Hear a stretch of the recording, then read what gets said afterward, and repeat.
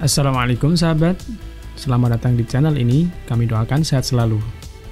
Ini adalah video pertama dari seri penaklukan Mesir yang akan membahas perjalanan Amr bin As menaklukkan negeri Mesir dari kekuasaan Romawi Bizantium. Namun sebelum lanjut, mari dukung channel ini dengan klik subscribe dan aktifkan tombol notifikasinya agar tidak ketinggalan bagian kedua dari video ini.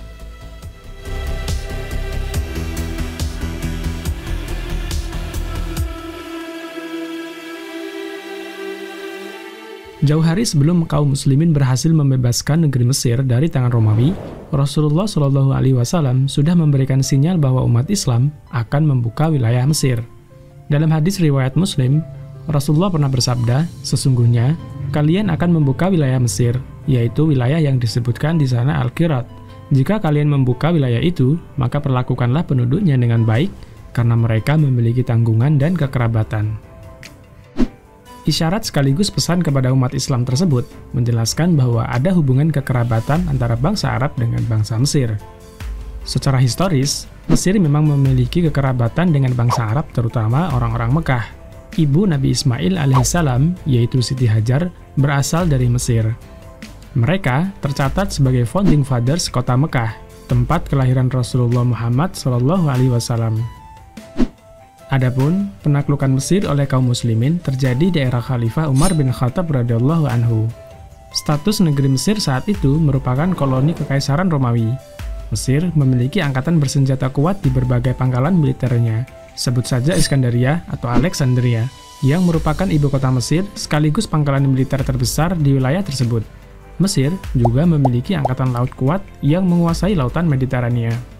Kekuatan militer Romawi di Mesir sangat diuntungkan secara geografis. Ia ibarat sayap bagi kekaisaran Romawi Bizantium. Hal ini sangat berpotensi menjadi ancaman bagi keamanan negeri Syam yang baru saja berhasil ditaklukkan kaum muslimin.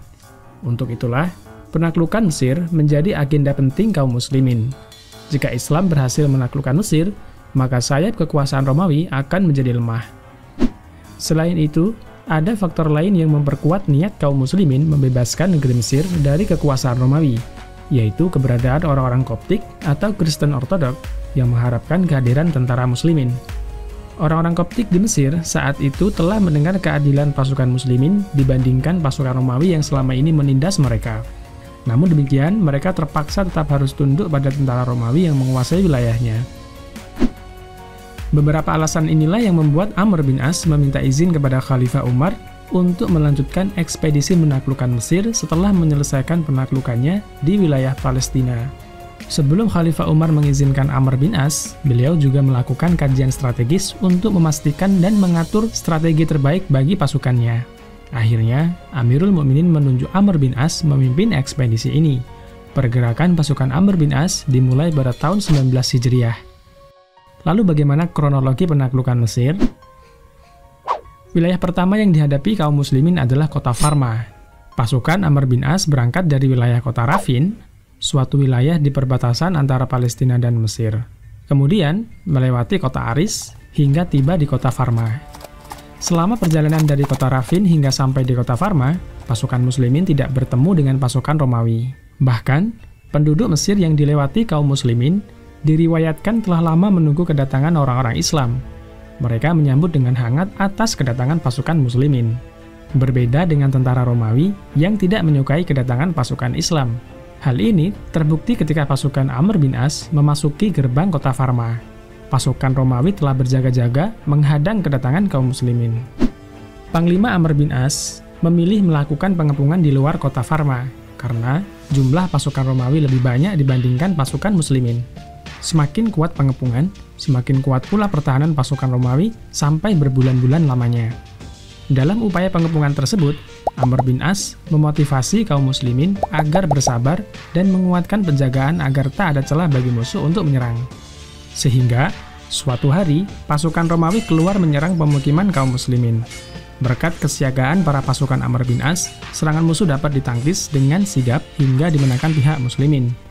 Alhasil, pasukan Romawi terdesak dan masuk ke dalam kota Farma. Tak mau kehilangan kesempatan, pasukan muslimin mengejar musuh hingga berhasil masuk ke dalam kota.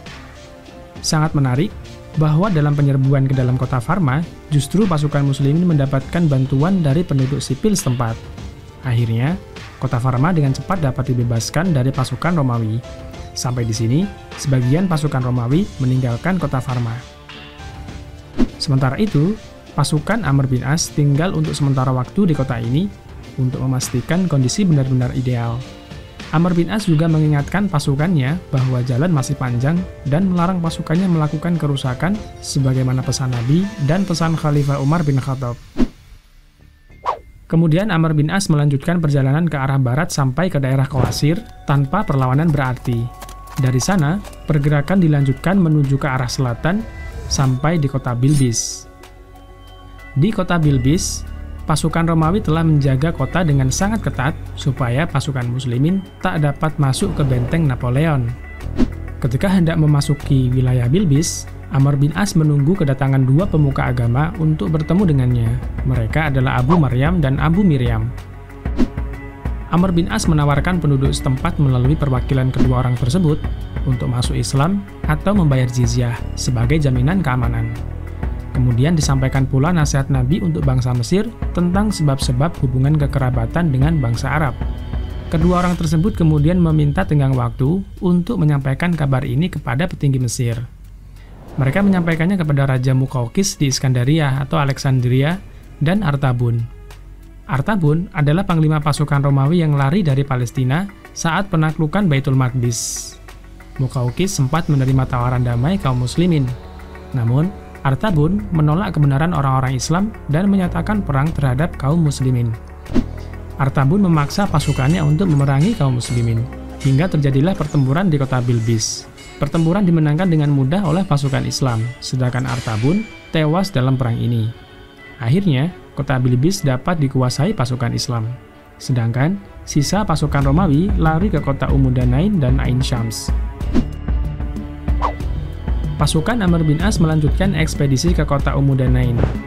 Di sana, pasukan muslimin yang berjumlah 8.000 personil mengepung kota tersebut hampir selama sebulan lamanya. Jumlah pasukan Romawi yang mencapai 20.000 personil membuat pertahanan mereka sulit ditembus. Selain itu, medan pengepungan yang kurang strategis membuat pasukan muslimin kesulitan. Sehingga Panglima Amr bin As meminta bantuan kepada Khalifah di Madinah. Kemudian, Khalifah Umar bin Khattab mengirim pasukan tambahan sebanyak 4.000 personil yang dipimpin oleh 4 orang panglima, di antaranya Zubair bin Awam, Mikdad bin Aswad, Ubadah bin Samit, dan Maslamah bin Makhlad. Sembari menunggu pasukan tambahan datang, Amr bin As terus mengepung pertahanan pasukan Romawi. Setelah pasukan bantuan tiba di wilayah Ain Syams, Amr bin As mengumpulkan seluruh pasukan di daerah Ain Syams, sehingga seluruh pasukan berjumlah 12.000 personil. Setelah bergabungnya seluruh pasukan, Amr bin As membagi pasukannya menjadi 3 divisi. Divisi pertama bertugas menghentikan pasukan musuh di daerah Gunung Merah atau Jabal Ahmar, sedangkan divisi kedua bertugas menghentikan pasukan musuh di daerah Sungai Nil dekat kota Umudanain. Sementara itu, divisi ketiga yang dipimpin oleh Amr bin As berhadapan langsung dengan musuh di kota Umudanain. Divisi pertama dan kedua berhasil memukul mundur musuh hingga terdesak ke kota Umudanain. Hal ini membuat pasukan Romawi terjepit oleh kepungan pasukan muslimin hingga mereka semakin lemah. Dengan strategi ini, pasukan muslimin berhasil membuat pasukan Romawi tercerai-berai hingga berlindung ke benteng Babilonia. Babylon atau Babilonia adalah kota yang dikelilingi benteng besar yang pernah dibangun oleh bangsa Romawi. Kota ini memiliki pertahanan kuat, sehingga pasukan Romawi yang kalah di pertempuran Umudanain berlindung di benteng Babylon ini. Amr bin As dan pasukannya mendekati benteng Babilonia dan mengepung benteng tersebut selama 7 bulan lamanya.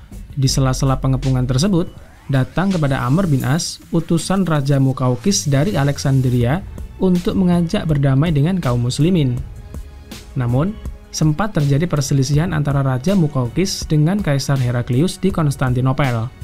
Saat itu, Kaisar Heraklius yang mengetahui Raja Muqawqis memilih untuk berdamai, menolak keras sikap Raja Muqawqis.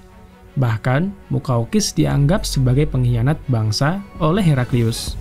Akhirnya, perlawanan pun tetap digelar oleh militer Romawi sebagai bentuk ketundukan mereka terhadap sang kaisar di Konstantinopel. Dalam mempertahankan benteng Babylon, Pasukan Romawi terus memperkuat pertahanannya hingga pada suatu hari, Zubair bin Awam beserta beberapa pasukan memanjat dinding benteng.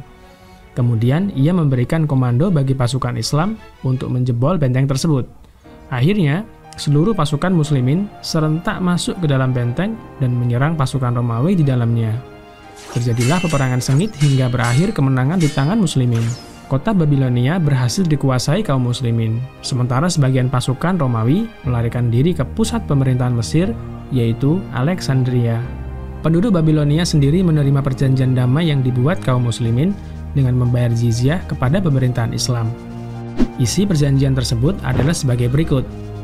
Dengan nama Allah yang Maha Pengasih lagi Maha Penyayang, inilah yang diberikan Amr bin As kepada penduduk Mesir, berupa jaminan keamanan atas jiwa, harta, agama, tempat-tempat ibadah, salib, wilayah darat, wilayah laut mereka.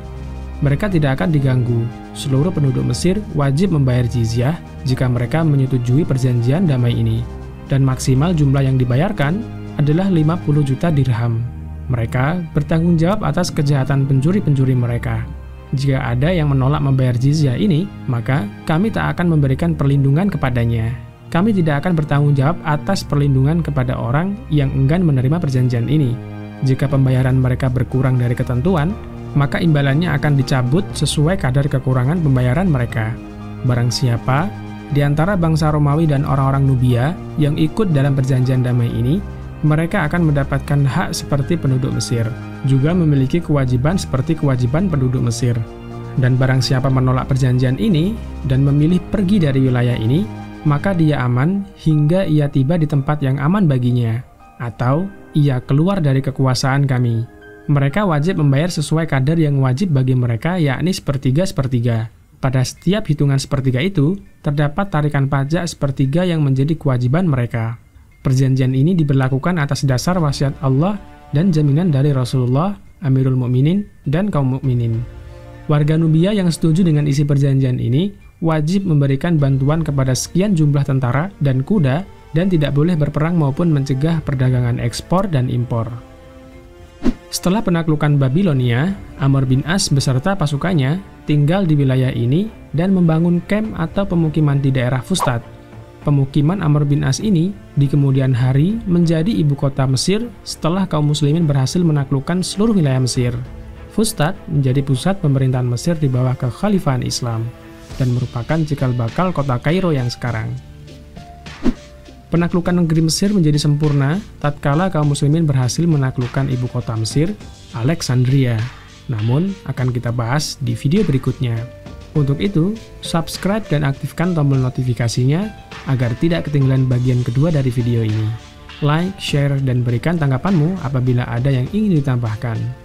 Saya Indarto, sampai jumpa di video berikutnya.